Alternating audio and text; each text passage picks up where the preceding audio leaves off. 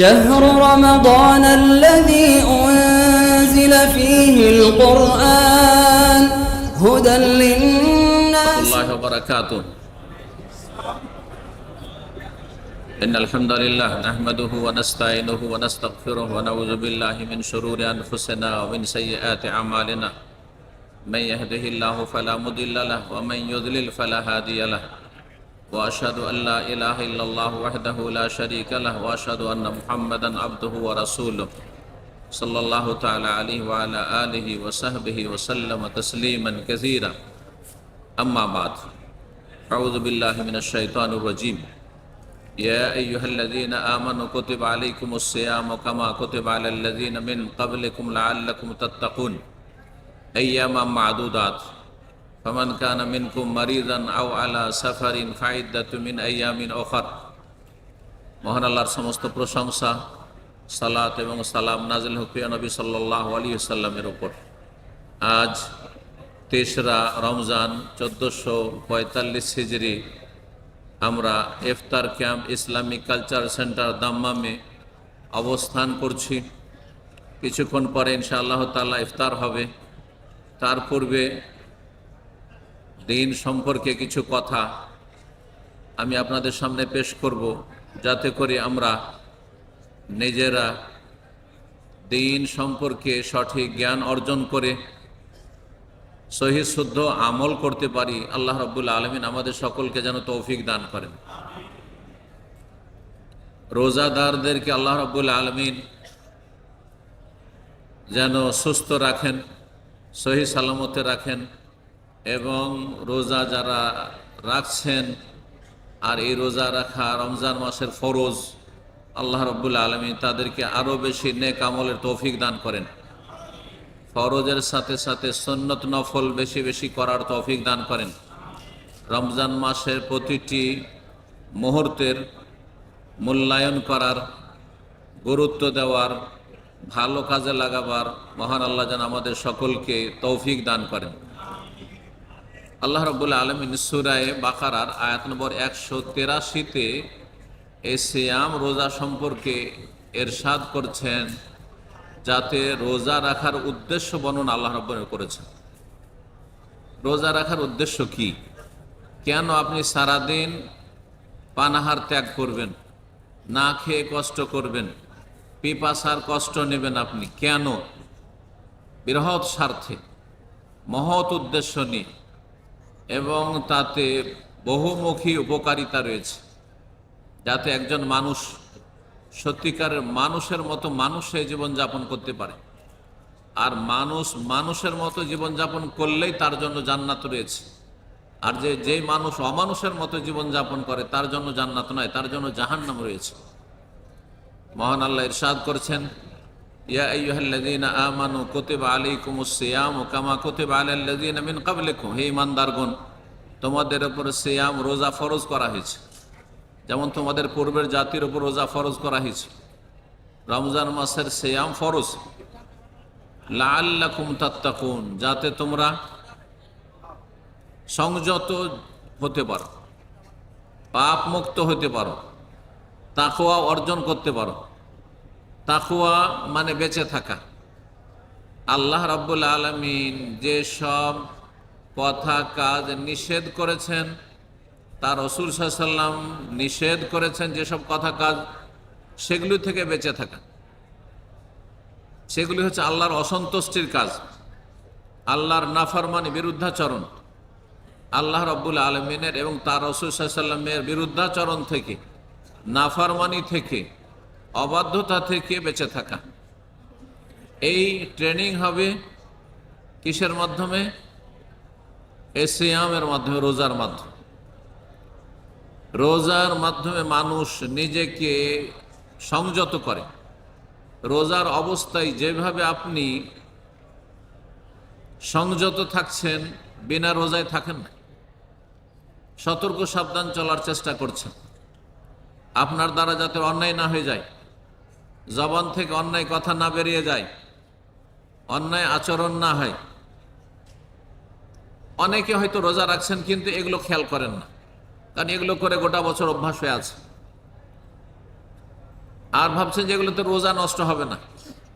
অন্যায় কথা বললে, অন্যায় আচরণ করলে, খারাপ দেখলে, খারাপ শুনলে, খারাপ কথা বললে, কাউকে গাল দিলে, কারোর সাথে লড়াই ঝগড়া করলে রোজা নষ্ট হবে না ভাবছেন। তো অনেকেই রোজা রাখছেন, এই সবই করছেন, এই সমস্ত, কিন্তু রোজা ভঙ্গকারী যে কাজগুলি রয়েছে সেগুলি তো করেন না। রোজা অবস্থায় তো পানাহার করেন না, এক ঢোক পানি, এক ফোঁটা পানি খাবেন না, এমনকি যেখানে সন্দেহ সেটাও করেন না। যদি আপনার সন্দেহ থাকে, অনেকের ভুল জানা আছে, হ্যাঁ, যে চোখে ড্রপ দেওয়া যাবে না, ও রোজা অবস্থায় চোখে ড্রপও দেবে না, যাতে তার রোজা নষ্ট না হয়। যদিও ভুল তথ্য, সে ভুল জানছে। চোখে দিলে অসুবিধা নেই, এর আগে আলোচনা করেছি। কানে দিলে অসুবিধা নেই, নাকে দিলে অসুবিধা আছে, মুখে দিলে অসুবিধা আছে। এই যে মুখমণ্ডল, হ্যাঁ, এতে 4টা ছিদ্র রয়েছে, 2টো ছিদ্র দিয়ে কোনো কিছু গেলে কোনো অসুবিধা নেই, কারণ এই 2টো ছিদ্র দিয়ে মানুষ পানাহার করে না, কানের ছিদ্র আর চোখের ছিদ্র। কিন্তু নাকের ছিদ্র দিয়ে না, রোগীকে দেওয়া হয়, খাবার পানি দেওয়া হইতে পারে। মুখের ছিদ্র দিয়ে মানুষ পানাহার গ্রহণ করে, সুস্থ অসুস্থ। সুতরাং মুখের ছিদ্র দিয়ে, নাকের ছিদ্র দিয়ে আপনি কোনো খাবার যাক, পানি যাক, ড্রপ যাক, কোনো কিছু যাক, তাতে রোজা নষ্ট হয়ে যাবে। কত সতর্ক থাকছেন আপনি, কত সতর্ক থাকছেন আপনি। রোজা অবস্থায় মানুষ রোজা নষ্ট করতে চাইবে না, যে রোজাদার। এই যে সংযত, সতর্ক থাকছেন, এই সতর্কতা আপনার এই কয়েক ঘন্টার জন্য, ফজর থেকে শুরু করেছেন, শুভ সাদেক থেকে এই সূর্য ডোবা পর্যন্ত, তারপরে সারা রাত আপনি খাবেন দাবেন, হ্যাঁ, পানাহার করতে থাকবেন আপনি। আল্লাহ রাব্বুল আলামিন বলছেন ওয়াকুলু ওয়াশরাবু, রাত্রে পানাহার করো, সারা রাত পানাহার করো, যখন প্রয়োজন তখন করো, যতটা প্রয়োজন ততটা করো। কতক্ষণ পর্যন্ত? হাত্তা ইয়াতাবায়্যানা লাকুমুল খাইতুল আবিয়াযু মিনাল খাইতিল আসওয়াদি মিনাল ফজর, যতক্ষণ পর্যন্ত সকালের শুভ সাদেকের শুভ্র রেখা রাতের অন্ধকারের যে একটা ফর্সা ভাব হয়ে থাকে, শুভ কাজের যেটাকে বলা হয়, কালো রেখা থেকে সুস্পষ্ট না হয়, অর্থাৎ যখন নিশ্চিত হয়ে যাবে যে এখন ভোর হয়ে যাচ্ছে, শুভ সাদেকের টাইম হয়ে গেছে, ফজর আউয়াল ওয়াক্ত হয়ে গেছে, বাস খাওয়া দাওয়া বন্ধ করে দাও, পানাহার বন্ধ করে দাও। এই কয়েক ঘন্টা, 13 থেকে 14 ঘন্টা, কোনো জায়গায় 15 ঘন্টা, 16 ঘন্টা, একটু কম বেশি মৌসুম সিজন হিসাবে, এতটা আপনি পানাহার থেকে, রোজা ভঙ্গকারী কাজগুলি থেকে বেঁচে থাকছেন। রোজা ভঙ্গকারী বিষয়গুলি কালকে বলেছি 7টি। তো এর মাধ্যমে আপনাকে ট্রেনিং করা হচ্ছে, প্রশিক্ষণ দেওয়া হচ্ছে যে আপনি যেই কাজগুলি রোজা রাতেও করছেন, যেই কাজগুলি রোজা রমজান মাস ছাড়া গোটা বছর রাত দিন 24 ঘন্টা করছেন, পানাহার করছেন আপনি, স্বামী স্ত্রী মিলন করছেন আপনি,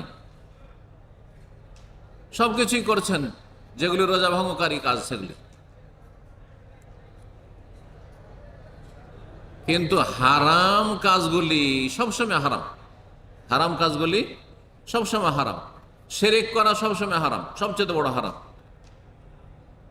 নাস্তিকতা সবচেয়ে বড় হারাম, কুফরি করা সবচেয়ে বড় হারাম, সেহের জাদু করা সবচেয়ে বড় হারাম, ওটাও কুফরি। যে জাদু করবে, যে জাদু করাবে, আর বাঙালি সমাজে জাদুকে একেবারে হালকা মনে করে, জাদুর মতো অপরাধকে কোন রকমের অপরাধী মনে করে না। মা ছেলে মেয়েকে জাদু করে বাঙালি সমাজ। এখানে আমাদের অনেক ভাইরা আছে ভুক্তভোগী, মা তাকে তার বউ থেকে তার স্ত্রীকে ফিরাতে চায়, অথবা তার শ্বশুর শাশুড়ি মুখী একটু সেদিক থেকে ফিরাতে চায়, অথবা কোথাও বিয়ে হইতে দিবে না, সেখানে বিয়ে করতে যাও, বিয়ে হইতে দিবে না, সেই জন্য মা ছেলেকে অথবা মেয়েকে জাদু করছে। শাশুড়ি জামাইকে জাদু করছে, যাতে আমার মেয়ে ছাড়া আর অন্য কোনো দিকে যেন না তাকায়, বা দ্বিতীয় বিয়ে করব করছে যেন না করতে পারে, আর করে একবার রোগী বানিয়ে দিয়ে তার জীবনটা নষ্ট করে দিয়েছে। এইরকম লোক দামামে দেখেছি। কিছুদিন আগে এক মসজিদের খাদেম সে এসে বলছে, মাত্র এই 1-2 মাস হইল, এসে বলছে যে শেখ আমাকে আমার মা জাদু করেছে, আমার মা আমাকে জাদু করেছে, শরীর আমার আগুনের মতো জ্বলছে, জ্বালা করছে, কারণ চাই না যে আমি স্ত্রীকে রাখি। আউযুবিল্লাহ। এই বাঙালি সমাজে সেহের জাদুকে এত হালকা মনে করা হচ্ছে, কোনো ব্যাপারই না। অথচ সেহের জাদু হচ্ছে বড় কুফরি। যে জাদু করে জাদুকর, আর যে জাদু করায় সবাই কাফের। কাফের, হিন্দু কাফের যেমন, খ্রিস্টান কাফের, ইহুদি কাফের, তার চাইতে নিকৃষ্ট কাফের। ভালো করে শোনো, তার চাইতে নিকৃষ্ট কাফের। কেন? জন্মগত কাফের ও জন্মসূত্রে কাফের। তার রক্ত হালাল নয়, তার নিরাপত্তা আছে, তার ধর্ম, ভ্রান্ত ধর্ম পালনের স্বাধীনতা আছে ইসলামের দৃষ্টিতে। লা ইকরাহা ফিদ্দিন, ধর্মের ক্ষেত্রে কোনো জবরদস্তি নেই। হিন্দু হিন্দু হয়ে জীবনযাপন করবে যদি ইসলাম কবুল না করতে চায়। খ্রিস্টান খ্রিস্টান হয়ে সারা জীবন কাটাবে, তার অধিকার আছে মুসলিম দেশেও, সেখানকার নাগরিক হলে বা সেখানকার বৈধতা থাকলে। যে যা ধর্ম পালন করে আর সেটা বিশ্বাস করে তার স্বাধীনতা রয়েছে। লা ইকরাহা ফিদ্দিন, কোরআনে কারিমে আল্লাহ স্পষ্ট বলেছে। ধর্মের ক্ষেত্রে জবরদস্তি নেই, কারণ দিন ধর্ম হচ্ছে প্রথম অন্তর থেকে বিশ্বাসের না।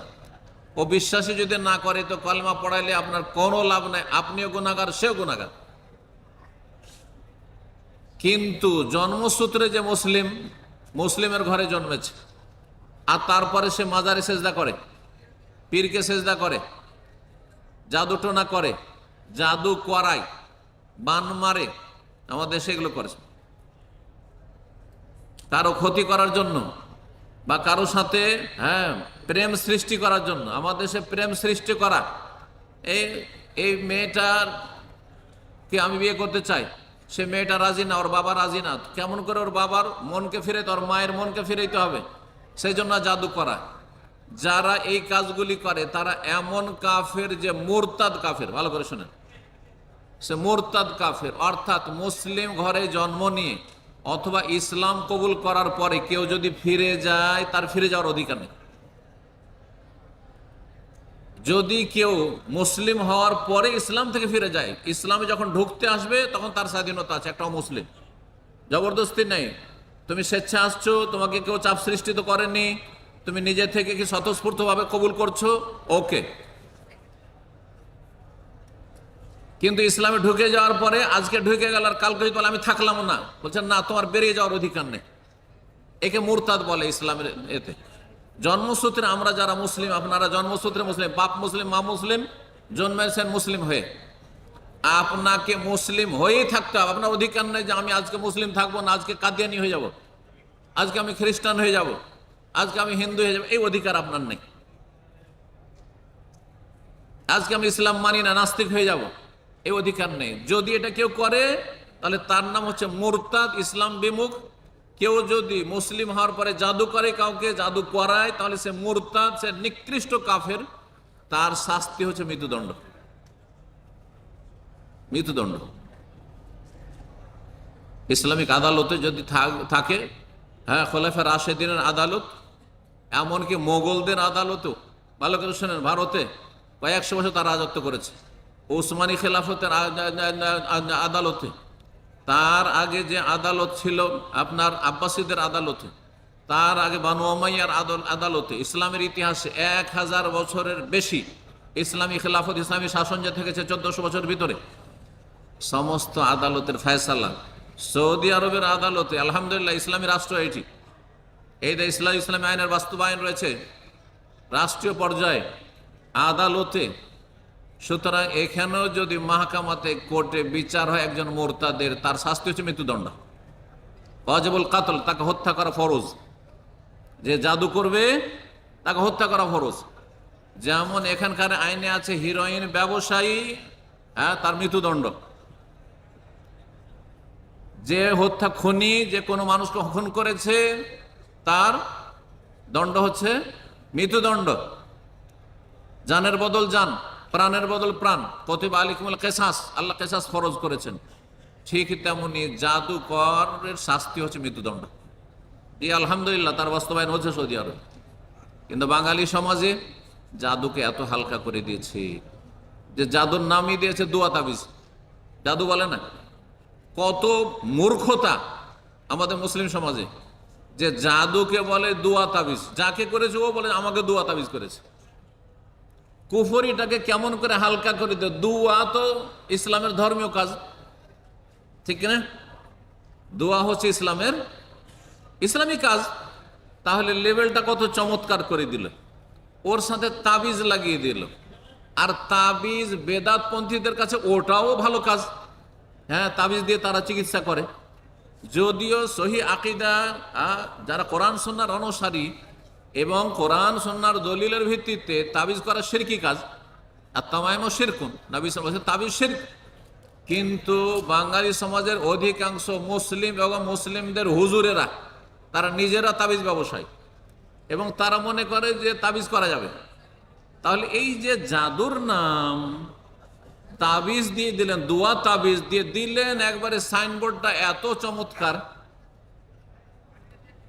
যেমন আজকাল বেশ্যাখানা বলা যাবে না, পতিতালয় বলা যাবে না, হ্যাঁ, আর বেশ্যা মহিলাকে বেশ্যা বলা যাবে না, যৌনকর্মী বলতে হবে। যৌনকর্মী, হ্যাঁ, কেউ হাতের কাজ করছে, হ্যাঁ, কেউ আর কিছু কাজ করছে, কেউ এসি টেকনিশিয়ান, আর হচ্ছে যৌনকর্মী। কথা বুঝতে পেরেছেন? কত সুন্দর চমৎকার লেভেল দিয়ে দিল, যার ফলে আর খারাপ লাগে না। যে বেশ্যা তাকেও খারাপ লাগে না, আর যে বেশ্যাখানে যাচ্ছে তাকেও খারাপ লাগে না, আর যারা অনুমতি দিচ্ছে তাদেরকেও খারাপ লাগে না, কারণ যৌনকর্মী, কর্ম করার অনুমতি দিয়েছে। আউযু বিল্লাহি মিনাশ শাইতানির রাজিম। আল্লাহ হেফাজত করুন, আল্লাহ হেফাজত করুন। এই জন্য ভালো করে শুনে রাখেন যে সারা বছর সারা জীবন জাদু টোনা হারাম। সুতরাং এই রোজার মাধ্যমে ট্রেনিং কোর্স যে আপনি জাদুর ধারে কাছে যাবেন না। তাবিজ হারাম, তাবিজের ধারে কাছে যাবেন না। তাবিজ খুলে ফেলুন। যার গায়ে তাবিজ আছে, গলায় তাবিজ আছে, কোমরে তাবিজ খুলে ফেলেন, না হলে আপনি এই তাবিজ নিয়ে মরবেন। মা আফলাহ তাবাদা, কোনোদিন পরিত্রাণ পাবেন না আপনি। ভালো করে শুনুন, তাবিজ কোনো চিকিৎসা নয়। যেমন সৌদি আরবের বা পৃথিবীর সবচেয়ে ভালো ডাক্তারের প্রিসক্রিপশন নিয়ে এসে সেটাকে যদি মুড়িয়ে ভাঁজ করে আর ওই তাবিজে ভরে যদি আমি হাতে গলায় বেঁধে রাখি, আমার রোগ ভালো হবে? কোনোদিন রোগ ভালো হবে না। তো কোরআনের আয়াত ওই আপনার লিখে নিয়ে আপনি হাতে ঝুলিয়ে রাখবেন, এটা চিকিৎসা নয়। কোরআনের আয়াত তেলাওয়াত করতে হবে, কোরআনের আয়াতের উপর আমল করতে হবে, কোরআনের আয়াতের অর্থ বুঝতে হবে, হ্যাঁ, কোরআনের আয়াতের বাস্তবায়ন করতে হবে, আর তারপরে কোরআনের আয়াত পড়ে ফুঁক দিলে কাজ হবে, যদি শারীরিক রোগ থাকে। ঠিক ওই রকমই যেমন ডাক্তারের পেপার প্রেসক্রিপশন নিয়ে এসে আপনাকে ফার্মেসিতে যেতে হবে, তারপরে সেই ওষুধগুলি নিতে হবে, আর যেইভাবে সেবন করতে বলা হয়েছে, দিনে কয়বার, হ্যাঁ, কতবার খেতে হবে, না সপ্তাহে একবার নাকি, আর কদিন খেতে হবে, আর তারপরে থেমে যেতে হবে ইত্যাদি, সব মেনটেন করে যদি ওষুধগুলি ব্যবহার করেন তাহলে রোগ ভালো হবে। আর যদি আপনি বলেন যে না, এত ভালো ডাক্তারের প্রিসক্রিপশন, সেটাকে আমি তাবিজ করে ধারণ করব গায়ে, ভালো হবে? আর এটা বুঝে আসছে, কিন্তু কোরআনের তাবিজ করে রোগ ভালো হয়ে যাবে, এত অবুঝ কেন? ওখানে কেন বুঝ আসে না? আল্লাহ রাব্বুল আলামিন সমস্ত ডাক্তারদের বড় ডাক্তার, আহকামুল হাকিমিন, তিনি সবচেয়ে বড় হাকিম আল্লাহ রাব্বুল আলামিন। তাহলে তার কথাগুলিকে কালামুল্লাহ, আল্লাহর কালাম, আল্লাহর বাণী, সেগুলিকে জানতে হবে যে আল্লাহ কি বলেছেন, সে অনুযায়ী আমল করতে হবে, সেটার প্রতি বিশ্বাস করতে হবে, এবং সেটা অনুযায়ী জীবনযাপন করতে হবে, জীবন গড়তে হবে। রোগ ভালো হয়ে যাবে, অন্তরের রোগ ভালো হয়ে যাবে, পাপের রোগ ভালো হয়ে যাবে, আর তারপরে আত্মার রোগ ভালো হয়ে যাবে, শরীরেরও রোগ ভালো হবে, জীবনের যতগুলি রোগ আছে, ব্যাধি আছে, সব ভালো হয়ে যাবে। শারীরিক, মানসিক, ইমানি, পার্থিব, পারলৌকিক সমস্ত রোগ ভালো হয়ে যাবে। দিন দুনিয়ার সমস্ত রোগ ভালো হয়ে যাবে কোরআনে কারীম দিয়ে। কিন্তু কোরআনের দোয়া তাবিজ মাধ্যমে এটা ভালো হবে না। এক কথা বলছিলাম যে এই রোজার মাধ্যমে কি হচ্ছে, ট্রেনিং, যে আপনি পাপ ছাড়বেন। রোজা রাখছেন, আর যদি আপনি শিরক বেদাত করতে থাকেন। রোজা রাখছেন মানে কি? নবী সাল্লাল্লাহু আলাইহি সাল্লাম নাই রোজা শিখেছেন। কোরআনে কারিমে রোজার কথা আছে, তো রোজা রাখ সকাল থেকে নিয়ে, ভোর থেকে নিয়ে সুম্মা আতিমুস সিয়ামা ইলাল লাইল, রাত আসা পর্যন্ত, মানে সূর্য ডোবা পর্যন্ত সংক্ষেপে। কিন্তু এর মাঝে কি করতে হবে কি করতে হবে না বিস্তারিত রাসূলুল্লাহ সাল্লাল্লাহু আলাইহি সাল্লামের কাছ থেকে জানা ফরজ, আর জানছেন এবং জানার পর আমল করছেন, তাহলে রোজা হচ্ছে। এই জন্য সাহরি খাচ্ছেন, এই জন্য ইফতারি খাচ্ছেন। ইফতারির সময় হয়ে গেলে আর দেরি করছেন না, বিলম্ব করছেন না। ইফতারির ক্ষেত্রে খেজুর খেয়ে ইফতার করছেন, যদি খেজুর থাকে। খেজুর না থাকে তো পানি খেয়ে ইফতার করবেন। আর যদি পানি না থাকে, খেজুর না থাকে, তাহলে অন্য খাবার খেয়ে ইফতার করুন আপনি, অন্য কিছু দিয়ে। আর যদি কিছুই না থাকে তো নিয়ত দিয়ে ইফতার করুন। এতগুলি কথা তো কোরআনে নাই, সব তো রাসূলুল্লাহ সব তরিকা হাদিসে আছে।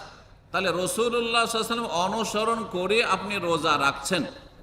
যখন আপনি নবী সাল্লাল্লাহু আলাইহি ওয়াসাল্লামের তরিকা অনুসরণ করে রোজা রাখছেন, এটা আপনার ট্রেনিং কোর্স, যে রসুলের তরিকা ছাড়া অন্য কোনো তরিকার ধর্মকর্ম করবেন না, অন্য কোনো তরিকার ধর্মকর্ম করবেন না।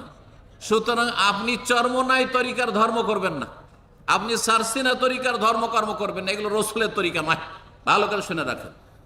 আপনি জনপুরি তরিকার ধর্মকর্ম করবেন, এটা রাসূলুল্লাহ তরিকা নাই। পীর মুরিদি তরিকা রাসূলুল্লাহ সাল্লাল্লাহু আলাইহি ওয়াসাল্লামের তরিকা নয়। এটা চার খলিফার তরিকা নয়, আবু বকর ওমর ওসমানের তরিকা নয়। এগুলি মানুষের তৈরি করা তরিকা, ভালো করে শুনে রাখেন। তাহলে আপনি কোনো না কোনো একটা পীরের তরিকতের আপনি অনুসারী ফলোয়ার হবেন, আর আপনি মনে করেন আমি মুসলিম হয়েছি। আপনি তো মুসলিম হইতে পারেননি ঠিকভাবে, আপনি মুসলিম হইতে পারেননি, হয় মুসলিম হইতেই পারেননি মোটে, আর না হলে আপনি আংশিক, অর্ধেকটা মুসলিম বাকি অর্ধেকটা ইসলামের বাইরে আছে, অর্ধেকটা ইসলামে অর্ধেকটা ইসলামের বাইরে। এইরকম জীবন যাপন করলে তো জান্নাত যাওয়া যাবে না, তাহলে জাহান্নামে যেতে হবে। কারণ আল্লাহ বলছেন উদখুলু ফিস সিলমে কাফা, ইসলামে পূর্ণরূপে প্রবেশ করো। ওয়ালা তাত্তাবিউ খুতুওয়াতিশ শায়তান, শয়তানের পদাঙ্ক অনুসরণ করিও না। যারা আধা আধি কিছু মানলো কিছু মানলো না, নবীর তরিকা, নবীর তরিকার কিছু মানলো, রোজার ক্ষেত্রে তো মানলেন বিধি নিষেধগুলি নবীর তরিকার, কিন্তু ঈদের ক্ষেত্রে নবী সাল্লাল্লাহু আলাইহি ওয়াসাল্লাম কয়টি ঈদ দিয়েছেন? 2টি। কিন্তু বাংলাদেশে, ইন্ডিয়াতে অধিকাংশ মুসলিমদের ঈদ হচ্ছে 3টি। আর সবচেয়ে বড় ঈদ হচ্ছে কোন ঈদ? ঈদুল ফিতর, ঈদুল আজহা, না ঈদে মিলাদুন নবী, যেটার কোনো হদিসই নেই ইসলামে। হ্যাঁ, কোরআন হাদিসে যার হদিসই নেই, সেটাই বড় ঈদ। তো আপনি রোজা রেখে কি ট্রেনিং কোর্স করলেন যে আপনি নবীর রোজা নিলেন, কিন্তু ঈদ নিলেন আপনি আপনার বাপদাদার তরিকার, আপনি বেদাতীদের ধর্মকর্ম নিলেন, যেটা ইসলামের তরিকা নয়। ঈদে মিলাদুন নবী জন্মবার্ষিকী পালন করা নাই, জন্মবার্ষিকী রাসূলুল্লাহ সাল্লাল্লাহু আলাইহি ওয়াসাল্লামের নাই, তাহলে আপনার আবার কি করে আছে, আর আপনার স্ত্রীর বা কি করে আছে, আর আপনার ছেলে মেয়েরই বা বার্থডে কি করে আছে? সবগুলি খ্রিস্টানদের এগুলো ঈদ, হ্যাঁ, উৎসব। এই যে জন্মবার্ষিকীতে ছেলে মেয়ের, স্ত্রী স্বামীর, আর নেতার মাথার, নেত্রীর কেক কাটতে হবে, তো জন্মবার্ষিকী পালন করতে হবে, মৃত্যু বার্ষিকী পালন করতে হবে, সব খ্রিস্টানদের ধর্মকর্ম, সব ইসলামের কোনো অস্তিত্ব নেই। তাহলে আপনি রোজা রমজান থেকে লাআল্লাকুম তাত্তাকুন থেকে যদি আপনি শিক্ষা নেন, বাঁচতে হবে। কি থেকে বাঁচতে হবে? নবীর তরিকা ছাড়া অন্য কোনো তরিকা যা আছে সমাজে, যা আছে মানুষের মাঝে, তা থেকে বাঁচতে হবে। সুতরাং এগুলো থেকে বাঁচতে হবে, এগুলো থেকে আপনাকে বাঁচতে হবে। এ ট্রেনিং কোর্স, যে এই নয় যে শুধু এই বাস যতক্ষণ এহরাম অবস্থায় ততক্ষণ বিধি নিষেধ। এহরাম অবস্থায় আমি মাথা ঢাকবো না, এহরাম অবস্থায় আমি সেলাই করা কাপড় পরবো না, এহরাম অবস্থায় আমি মোজা পরবো না, এহরাম অবস্থায় এই করব না সেই করব না, এহরাম অবস্থায় শিকার করব না ইত্যাদি। হ্যাঁ, এহরাম অবস্থায় আতর লাগাবো না, এহরাম অবস্থা আমি স্ত্রীর দিকে আমি কামভাব নিয়ে তাকাবো না। কিন্তু তারপরে যে কোনো পাপ করতে থাকলাম, এহরাম শেষ, উমরা শেষ, হজ শেষ, সব পাপ করতে থাকলাম। কিসের তাহলে আপনার ট্রেনিং কোর্স হলো না? এগুলি হচ্ছে ট্রেনিং কোর্স, তরবিয়ত। এর মাধ্যমে প্রশিক্ষণ নিয়ে আপনাকে একজন সৎ মানুষ হইতে হবে, মানুষের মতো মানুষ। সৎ ব্যক্তি হচ্ছে মানুষের মতো মানুষ, অসৎ লোক মানুষ নয়, অমানুষ। জি, মানুষরূপী অমানুষ দ্বারা আল্লাহ সঠিক বোঝদান করুন। সমস্ত গুনাহ থেকে বাঁচতে হবে। এই সমস্ত গুনাহ থেকে বাঁচার ট্রেনিং হচ্ছে এই রমজান মাসের রোজা। রমজান মাসের রোজা রাখলেন আপনি, আর এর মাধ্যমে আপনি যদি সত্যি ট্রেনিং নেন, তাহলে আপনি যেগুলো সবসময় আল্লাহ হারাম করেছেন, সুদ খাওয়া হারাম না হালাল? রমজান মাসে শুধু হালাল না হারাম? রমজান মাসে হারাম না সবসময় হারাম? বেঈমানি করা, মানুষের টাকা পয়সা ধার নিয়ে নয় ছয় করা, দিবদিছি করা, না দেওয়া, এটা আজকাল স্বভাব হয়ে গেছে মুসলিমদের স্বভাব হয়ে গেছে। শতকরা 2 জনও পাবেন না, এটা তিক্ত অভিজ্ঞতা বলছি, শতকরা 2 জন পাবেন না যে ওয়াদা মোতাবেক ধার নিয়েছে, টাইম বেঁধে দিয়েছে, ভাই টাইম বেঁধে দেন আমাকে, আমি আনলিমিটেড নেব না, এতদিনের জন্য নিলাম, আর টাইমের আগে আপনার বাড়িতে দিয়ে যাবে, আপনার বাসায় দিয়ে যাবে। শতকরা 2 জনও পাবেন না। বরং টাকা পয়সা ধার নিয়ে 2 বছর 3 বছর 4 বছর হয়ে যাচ্ছে, বেচারা লজ্জা করে চাইছে না। জি, আমাদের পরিচিত মাঝে মাঝে সেন্টারে আসতো, আর তারপরে 2 বছর 3 বছর ধার নিয়েছে, তার দেশেও চলে গেছে এক্সিটে। 2-3 বছর পরে এই ভাই বলছে যে ওই টাকাটা ভাই আমাকে দিলেন না, অনেকদিন হয়ে গেল। বলছে আপনি তো চাননি, আপনি তো কোনোদিন বলেননি। কথা বুঝতে পেরেছেন? যারা আমাদের কাছে 2-4 হরফ শিখেছে, তাদের যদি ধর্মীয় অবস্থার এই দুর্দশা, তাহলে বাকি যারা ইসলামের ধারে কাছে নেই, ওরা শুধু পেট আর পেট, ওরা তো পেলে সব নিয়ে উধাও হয়ে যাবে, সব নিয়ে উধাও হয়ে যাবে। যদি কোথাও পেয়ে যায় ব্যাস উধাও হয়ে যাবে। জি, দাম্মামে এক লোক এখানে পরিবার নিয়ে থাকতো, আমার সেন্টারে আসতো, তার কাছ থেকে এক লোক টাকা ধার নেয় 8,000 রিয়াল, আর নেওয়ার পরে ইটালি একবারে টান দিয়ে উড়ে চলে যায়। গেছে তো গেছে, গেছে তো গেছে। তো রমজান মাসে রোজা রেখে লাভটাই কি, যে সারাদিন না খেয়ে থেকে আপনি কোনো ট্রেনিংই করতে পারলেন না, সারা জীবন হারাম, পরের একটা পয়সা একটা দানা হারাম, একটা পয়সা বিনা অনুমতিতে। আপনার রুমমেট আপনার বিল্ডিংয়ে থাকে, আপনার আশেপাশে থাকে, তার একটা পেঁয়াজ খাওয়া হারাম। একটা পেঁয়াজ নিয়ে নেবে যে আমার পেঁয়াজটা নেই, বিনা হুকুমে যে পেঁয়াজটা নিয়ে কেটে আমি তরকারিতে দিয়ে দেবো, জানো জায়েজ নয়। একটা ক্ষীরা নেওয়া হারাম, একটা সামান্য কিছু নেওয়া, একটা চকলেট নেওয়া হারাম, যদি অনুমতি না দেয়। লা তাকুলু আমওয়ালাকুম বাইনাকুম বিল বাতিল, তোমরা একে অপরের ধন সম্পদ অন্যায়ভাবে খেও না, অন্যায়ভাবে ভক্ষণ করিও না। হারামে চারিদিকে ডুবে থাকবেন, আল্লাহর ভয় নেই। এখনই আল্লাহ না করে কেউ যদি একটা মোবাইল ফেলে রেখে যায়, তো অনেকে আছেন পেলে টান দিবেন, সাথে সাথে টান দিবেন। তারপরে আপনারা এত লোক এখানে, আরেকটি কথা বলি মনে পড়লো, এত লোক যে এখানে ইফতার করছেন, এই মাগরিবের সালাতটা পড়ছেন কোথায়? আমাদের কাছে এমন রিপোর্ট আছে, কিছু লোক খেয়ে দিয়ে সোজা টান দিচ্ছে রুমের দিকে, খেয়ে দিয়ে সোজা টান দিচ্ছে। যেই লোক মাগরিবের নামাজ পড়ে না, সেই লোক রোজা রেখেছে কিনা এরই বা বিশ্বাস কি? জি হ্যাঁ, বলবেন যে মসজিদে গিয়ে নামাজ পড়ি, এই মসজিদ বন্ধ আছে, সামনে এই কাছের মসজিদ বন্ধ আছে, এখানে বড় মসজিদটা বন্ধ আছে, আর একটা মসজিদ ওই রোডের ওপারে আছে বড় মসজিদ, এইদিকে একটা ছোট মসজিদ আছে, যেতে 15 মিনিট বা 10 মিনিট লাগবে, হয়তো তার বেশি লাগবে হয়তো। এখানে ছোট্ট ছোট দূরে একটা মসজিদ আছে। কয়জন আছেন যে গাড়ি নিয়ে এসেছেন? অল্প কিছু লোক গাড়ি নিয়ে এসেছেন, হয়তো চলে টান দিয়ে চলে যাবো, দিয়ে মসজিদে অন্য মসজিদে নামাজ ধরে নেব। বাকি লোকগুলো, তাহলে চিন্তা করুন যে নামাজ ছাড়া কত বড় হারাম। 5 ওয়াক্ত নামাজের কোনো একটি নামাজ ছাড়া কত বড় হারাম, শিরকের সমতুল্য গুনাহ। বাইনাল আবদে ওয়াল কুফরে ওয়াশ শিরকে তারকুস সালাহ। রাসূলুল্লাহ বলছেন একজন আল্লাহর বান্দা আর শিরক আর কুফরের মাঝে পার্থক্যকারী হচ্ছে কি? সালাত ত্যাগ করা। সালাত ত্যাগ করে দিলে কাফের মুশরিকের দলে শামিল হয়ে যায়, কাফের মুশরিকের দলে শামিল হয়ে যায়। আর সালাত নামাজ পড়লে ও আল্লাহর বান্দা থাকে, আল্লাহর বান্দা থাকে। তাহলে যদি নামাজ না পড়েন, তাহলে আপনার এই রোজা রেখে কি হবে বলেন তো দেখি? বা এই দস্তরখানে বসে খাওয়া কি আপনার জন্য হালাল হবে? চিন্তা করুন তো দেখি। আল্লাহকে ভয় করুন না, 5 ওয়াক্ত নামাজ পড়ুন। অনেকে রমজান মাসে হয়তো পড়লেন, তারপরে তো হয়তো 5 ওয়াক্ত পড়ছেন না, আর রমজান মাস পরে পড়ছেন না, ওই আবার রমজান আসবে তখন। তা আপনার উদ্দেশ্যটা কি এই ধর্মকর্ম করার? যে উদ্দেশ্য জান্নাত পাওয়া হয়, তো এইভাবে কি জান্নাত পাওয়া যাবে? যে 1 মাস আল্লাহর কিছু গোলামি করলাম আর 11 মাস শয়তানের গোলামি করলাম, জান্নাত পাওয়া যাবে? আমরা প্রত্যেকটা ভালো কাজ করি একজন মুসলিম হিসাবে জান্নাত পাওয়ার জন্য। আল্লাহ রাজি হবেন, আল্লাহ রহম করবেন, জান্নাত পাবো প্রত্যেকটা। এমনকি একজন মুসলিম যদি ইসলাম বুঝে, তার স্ত্রীর ভরণ পোষণ পাঠাচ্ছে, যেটা ফরজ, এই ফরজ আদায় করছি কেন? জান্নাত লাভের জন্য। যদি জাহান্নামের ভয় না থাকতো তো দিতাম না, কারণ আমি যদি না দিই ভরণ পোষণ, জাহান্নামে যেতাম। আমার ছেলে মেয়েকে যদি আমি খেতে না দিই, তাদের পরিচর্যা না করি, তাদের খরচ খরচা না দিই, তো জাহান্নামে যেতাম আমাকে। এই জন্য আমি দিচ্ছি।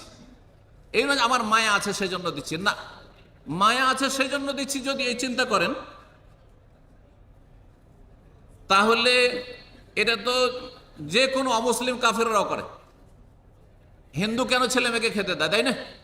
হিন্দুরা দেয় না? হ্যাঁ, স্ত্রীকে খেতে দেয় না? স্বামীকে সম্মান করে না? অবশ্যই করে। স্ত্রীকে ভালোবাসে না তারা? অবশ্যই ভালোবাসে। খ্রিস্টান ছেলে মেয়েকে খেতে দেয় না? দেয়, ঠিকই দেয়। যে কোনো মানুষ, নাস্তিক তারাও খাওয়ায়, কিন্তু কি জন্য? হয় মানবতার খাতিরে মানুষ, হ্যাঁ, অথবা দায়িত্ববোধ, অথবা ভালোবাসা, মায়া, মমতা, ইত্যাদি ইত্যাদি। একজন মুসলিম এসব ধার ধারে না। এগুলি এমনিতে বেনিফিট লাভ হয়ে যায়, এমনিতে হয়ে যায়। আসল উদ্দেশ্য হচ্ছে যে কোনো ভালো কাজ করছি কিসের জন্য? ওই জান্নাত পাওয়ার জন্য, জাহান্নাম থেকে বাঁচার জন্য, আল্লাহ সন্তুষ্টির মাধ্যমে। আল্লাহ রাজি হবেন, আমি ভালো কাজ করলে, ভালো কথা বললে আল্লাহ আমাকে জান্নাত দেবেন, জাহান্নাম থেকে রক্ষা করবেন, দুনিয়ার বালা মুসিবত থেকে রক্ষা করবেন, আল্লাহ আমাকে সুখ শান্তি দেবেন। এই আশা নিয়ে আল্লাহর কাছে, আল্লাহর রহমতের মাধ্যমে সব কিছু পাবো, দুনিয়াও পাবো, আখেরাতও পাবো। এই উদ্দেশ্য আমি ভালো কাজ, যে কোনো ভালো কাজ করবেন, যে কোনো ভালো কাজ। বাবা মায়ের খরচ খরচা দিচ্ছেন, এদিকে নামাজ পড়ছেন না, লাভ কি হবে বলেন তো দেখি? এভাবে তো জান্নাত পাবেন না। তাহলে আপনি ওই অমুসলিমদের মতো দায়িত্ববোধ একটা, অথবা বাবার একটা মায়া মমতা আছে, বাপ মা আমাকে মানুষ করেছে, মানবতা আছে, তারা কত কষ্ট করে মানুষ করেছে, সেই জন্য আজকাল দিচ্ছি, তারা এখন বয়স্ক হয়ে গেছে। তাই এটা তো অমুসলিমরাও করে। তাহলে একটা অমুসলিম আর মুসলিমের পার্থক্যটা কোথায়? এখানেই পার্থক্য, যে একজন মুসলিম নেক নিয়ত নিয়ে কাজ করে, সৎ নিয়ত নিয়ে, আর অমুসলিম দুনিয়ার স্বার্থে কাজ করে। তারাও ভালো কাজ করে, অনেক সময় অনেক মুসলিম চাইতে কিছু কিছু অমুসলিম ভালো কাজ করে, কিন্তু তাদেরও জান্নাত পাবে না। কারণ আল্লাহকে সন্তুষ্ট করার জন্য করে না, আল্লাহর প্রতি ঈমান নিয়ে করে না, রসুলের প্রতি ঈমান নিয়ে করে না। আর আমি আপনি আল্লাহ এবং রসুলের প্রতি ঈমান বিশ্বাস নিয়ে করছি, পরকালে বিশ্বাস নিয়ে করছি। মান কানা ইউমিনু বিল্লাহি ওয়াল ইয়াউমিল আখির, যারা আল্লাহ এবং পরকালে বিশ্বাসী। কত হাদিস এভাবে রয়েছে, আয়াতও রয়েছে, বেশ কিছু আয়াত। যারা আল্লাহ পরকালে বিশ্বাসী, তারা যেন এই কাজ করে, তারা যেন এই কাজ করে, তারা যেন এই কাজ করে। আল্লাহ বিশ্বাসী, আল্লাহর কাছে আসামির কাঠগড়ায় হাজির হইতে হবে, হিসাব দিতে হবে। পরকালে বিশ্বাসী, পরকালে গিয়ে জান্নাত না পেলে জাহান্নামে যেতে হবে, সেই জন্য যে কোনো ভালো কাজ করছে। আল্লাহ রাব্বুল সঠিক বুঝ দান করুন, নেক আমলের তৌফিক দান করুন, গুনাহ থেকে বেঁচে থাকার তৌফিক দান করুন। এই রমজান মাসে রোজা দিয়ে তাকওয়া অর্জনের তৌফিক দান করুন। এই রমজান মাসে ট্রেনিং কোর্স দিয়ে আলহামদুলিল্লাহ অনেকেই হয়তো নামাজে গাফিলতি ছিল, রমজানে নামাজ শুরু করেছেন। যদি এই রোজাতে আপনি পাক্কা নামাজি সারা জীবনের জন্য না হইতে পারেন, তো আপনার এই সামান্য কিছু ধর্মকর্ম করে কোনো লাভ হবে না, আল্লাহর রাস্তে ভালো করে বলছি। এই জন্য পাক্কা নামাজি হয়ে যান, 5 ওয়াক্ত নামাজ পড়েন। নামাজ সম্পর্কে, নামাজ পড়ার আগে, সলাত আদায় করার আগে সলাত সহি শুদ্ধ শিখেন।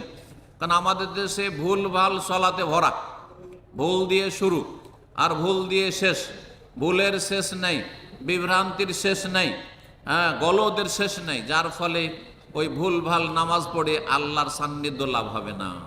নবী সাল্লাল্লাহু আলাইহি ওয়াসাল্লাম যেমন নামাজ পড়েছেন তেমন নামাজ পড়তে হবে, সলাত আদায় করতে আল্লাহ তৌফিক দান করেন।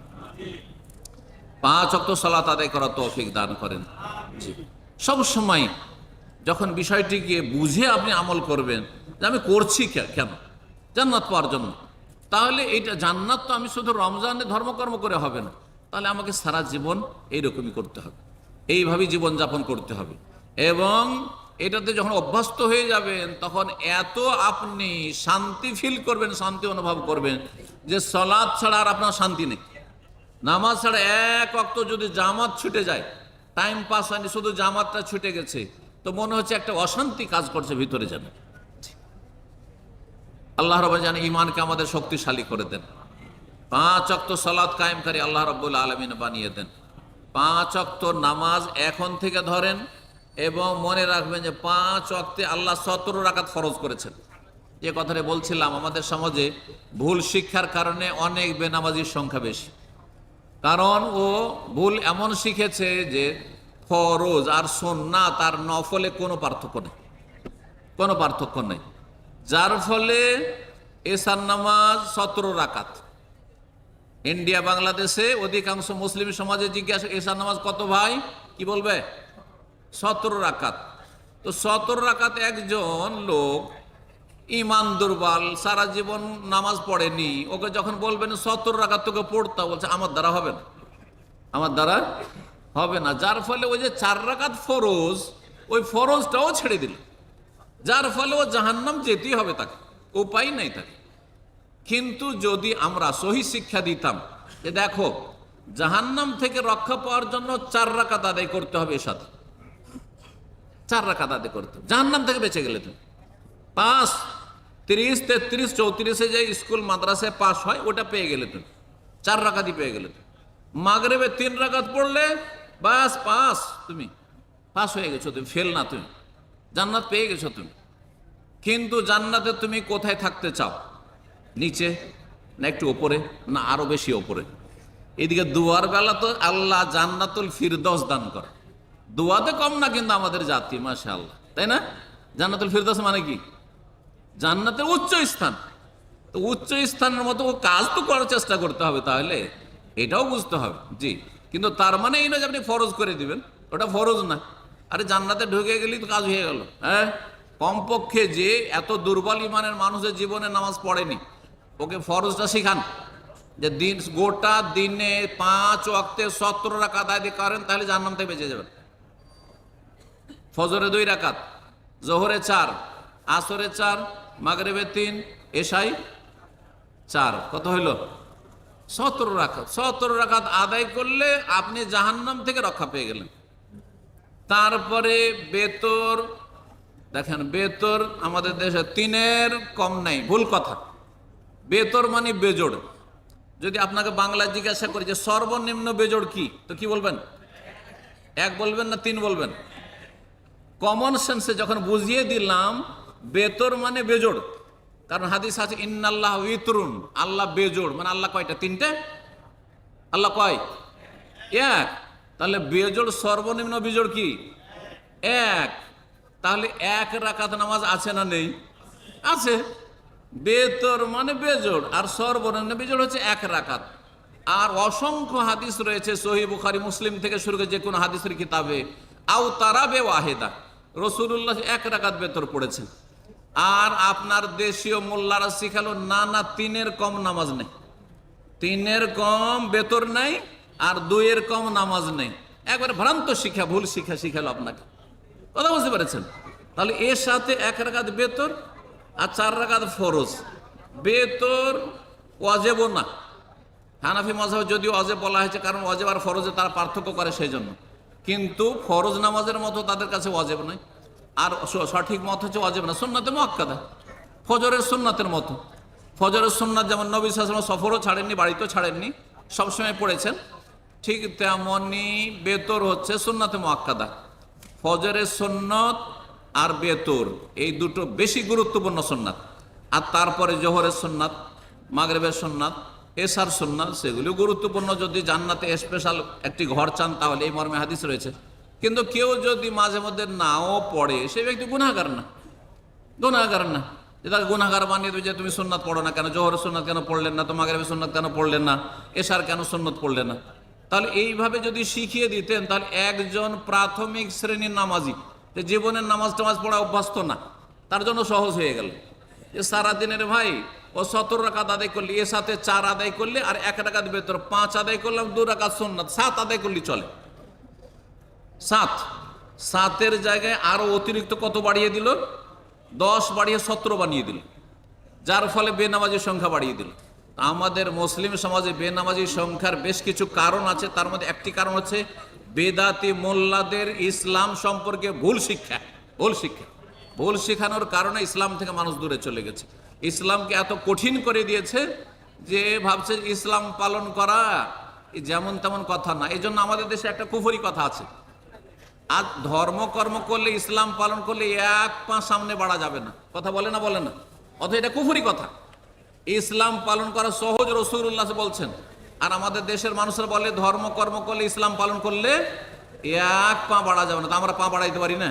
কোনখানে হারাম কাজ করেছি, কোনখানে নাজায়েজ কাজ করেছি? আল্লাহ সঠিক বুঝ দান করুন।